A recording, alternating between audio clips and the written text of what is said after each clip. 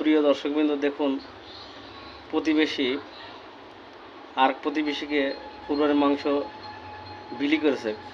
কি কি বিলি করেছে দেখুন আপনারা। এই এতটুকু মাংস কি কোনোভাবেই আঁকায় দেওয়া সম্ভব? আপনারা বিশ্লেষণ করুন। এইটা হলো জিভে, এটা হলো চর্বি। আঙুলের ভিতরে দেখেন কতটুকু করে, দুই আঙুলি ওঠে না। এটা হলো মেটে, এটা হলো চবরের সাথে একটুখানি মাংস। আর এটা হলো মাথার খুলি, দেখুন ভালো করে দেখুন, এটা হলো মাথার খুলি।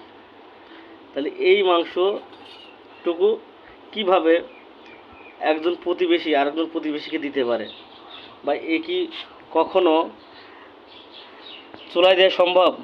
এ কোনো পরিবারকে রান্না করে তার বাচ্চাদের অথবা ফ্যামিলিতে খেতে পারবে? আপনারা বলুন, বিচার বিশ্লেষণ আপনারা করবেন। এইভাবে যদি সবাই কোরবানি মাংস বিলি করে, তাহলে কি কোরবানি আদৌ হয়? কারণ আপনারা বলুন, একটা পরিবারে যদি একটা ফোঁটা মাংস দিয়ে এক ওয়াক্ত না হোক, অন্তত এক শ্বাস যদি না হয়, তাহলে এই মাংস বিলি করা না করা সমান। আমাদের সমাজ কি বলে আপনারাই বিশ্লেষণ করুন। সমাজ ব্যবস্থা এত নিকৃষ্ট যে এতটুকু মাংস কি করে একজনের বাড়ি দিয়ে যায়। হ্যাঁ, দেখুন, এই দেখুন হাতে তুলে দেখেন কেমন লাগছে। এই দেখুন, এক এক মুঠোও না, এক মুঠোও না। এগুলো মানুষের বাড়ি কীভাবে একজন আরেকজনের বাড়ি দেয়? মনে হচ্ছে 100 গ্রাম মাংস, সব মিলে 100 গ্রাম মাংস হবে না।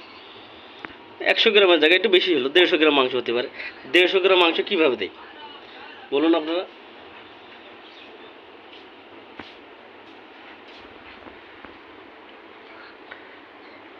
আজ দিলাম আপনাদের ঈদ উপলক্ষে ভিডিওটা। সবাই আমাদের সাথে থাকুন। ধন্যবাদ।